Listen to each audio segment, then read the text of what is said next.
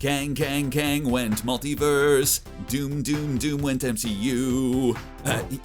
Cause he might be Dr. Doom's distant offspring. You get it. Ever since the Kang variant He Who Remains turned out to be the man behind the Time Variance Authority curtain, there's been a lot of speculation as to where the time-traveling, multi-dimensional supervillain might turn up. Don't tell me I'm a disappointment. Before a starring role as heel in Ant-Man and the Wasp: Quantumania, which I suspect will involve way less Vespas than the title suggests. There are few better places for a time-traveling ne'er-do-well than a story that spans a solid 7,000 years of human development. Where can Kang the Conqueror show up in the Eternals story? Well, I'm glad you asked. Of course, the biggest and most obvious choice is also the most popular. When the future's Nathaniel Richards first got the time-skipping conquering bug, his first choice was ancient Egypt in the guise of one Rama Tut. This time out of time pharaoh has become a bit of a tourist trap for heroes making their way through time. The Fantastic Four were principal in ousting the time-traveling tyrant. Doctor Strange made his own way there for properly strange-like reasons. Even the West Coast Avengers took their turn to top time's top traveler with Hawkeye, leaving behind the tools that would eventually become the moon darts of the Fist of Khonshu, better known as the Moon Knight. Well, to us.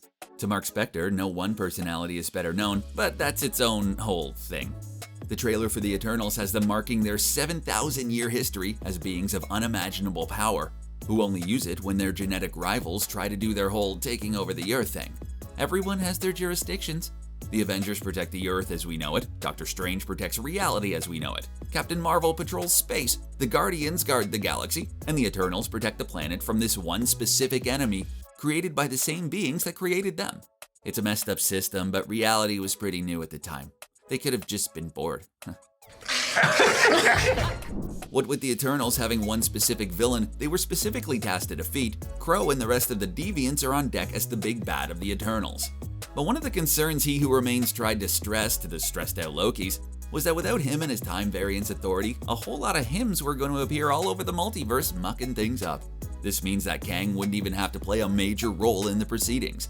Even if the Eternals know that he shouldn't be, he also isn't a deviant and therefore not their problem. If Thanos and his snappy ways didn't make them break their promise, a conqueror from the 30th century setting his mode to easy and conquering a Bronze Age kingdom isn't gonna make them break. There is a hang-up to this plan, of course. Jonathan Majors was announced as Kang in mid-September of 2020. The Eternals was first meant for theaters in early November 2020. His casting was inspired by his performance in 2019's The Last Black Man in San Francisco.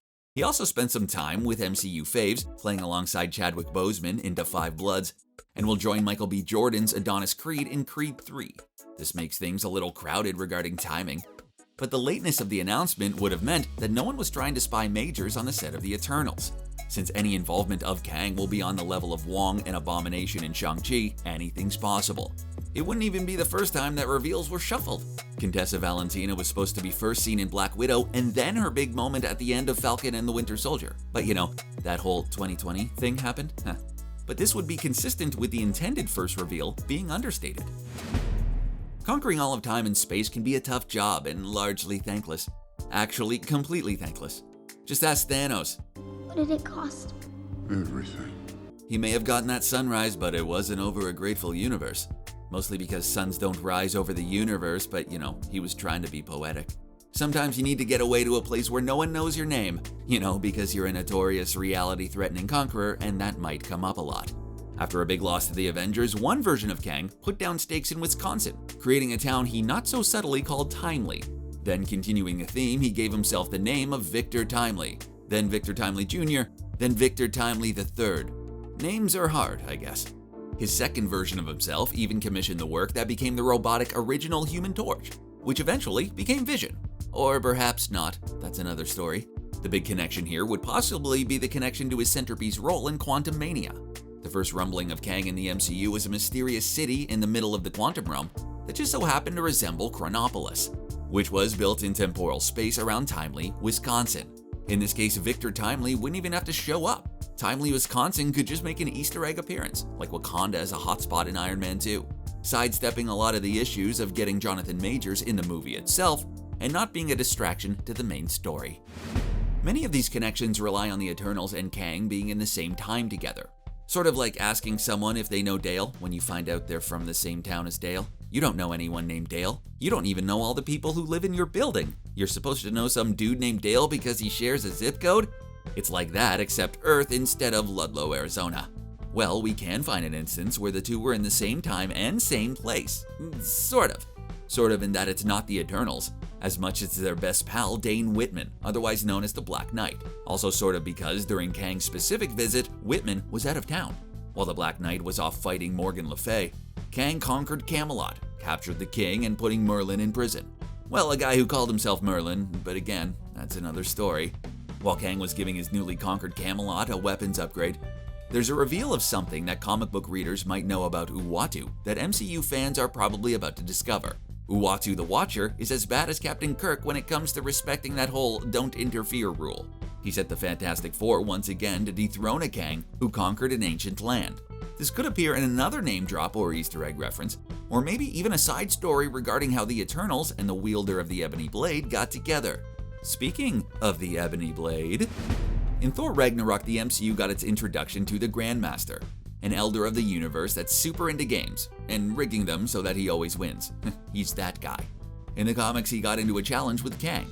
The two would pick their teams out of Earth's heroes and villains, like a pickup basketball game, and pitch them against each other. Kang wins, he gets the power of life and death. Grandmaster wins, and that's all she wrote for planet Earth. Earth really got the raw end of the deal on this one, huh? There were the usual raft of shenanigans. The Black Knight showed up as a surprise player when the Grandmaster accidentally sent the Ebony Blade into the future, allowing Whitman to go there as well as thanks to his bond with the cursed weapon. Perhaps the gap between when the Eternals meet Whitman in the 6th century and modern times, Whitman was off fighting in the 5th Avengers movie. Phase 4 could get complicated is what I'm saying. Kang has come in contact to the actual Eternals and not just their #1 fan. At some point, Kang got the idea to form his own cross-time superband. Well, a superband that wasn't just a bunch of hymns like the Council of Cross-Time Kangs. The Anachronauts were a collection of champions whose only loss was to Kang himself, led by, Deathmaster 9000. Yeah, names are hard. They even had their own adventures in Camelot when they found out that their time-traveling shenanigans caused a paradox, a la Back to the Future, where the Ebony Blade couldn't exist, and they had to go back and give Merlin the space rock that would eventually be forged into the Ebony Blade. One of the original Anachronauts was the eternal Circe, posing as Ra. This could just give Kang a name drop, as something Circe says she was up to while waiting for the Deviants to attack. All eyes are on the Scarlet Witch and her reality-tearing shenanigans bringing the mutants at long last to the MCU. But what if it was Kang all along? Would he get his own song? Cue the music! Kang isn't a fan of resistance to his ruling ways, and saw an opportunity to reduce the amount of heroes trying to ruin his day by a bunch. His plan? Kidnap Apocalypse twins as babies. Nothing ever bad happens when you mess with the twins of an incredibly powerful being. Right, acting director Hayward? There's a lot of cross-time complications, but key features are this. It involved an ancient ancestor of Wolverine, pre-Mjolnir Thor, and the Celestials who had, in addition to creating the Eternals and Deviants, had laid the seed for the mutants to evolve among the humans. The twins even escaped Kang's reprogramming efforts to use Thor's axe to take out the celestial Arishem the Judge. Doctor Strange Baron Mordo even makes an appearance. Though it's a little early for talks of an Eternals 2, Eternals 1 could set up a Kang story that eventually brings the mutants into the MCU, or just hint at this backstory, setting up a mutant-centric story later on. While we started out Phase 4 playing Spot the Mephisto, it turns out we should have been playing Spot the Kang the whole time, because Kang's from the whole of time. The real fun will be finding where Kang has always been in the MCU,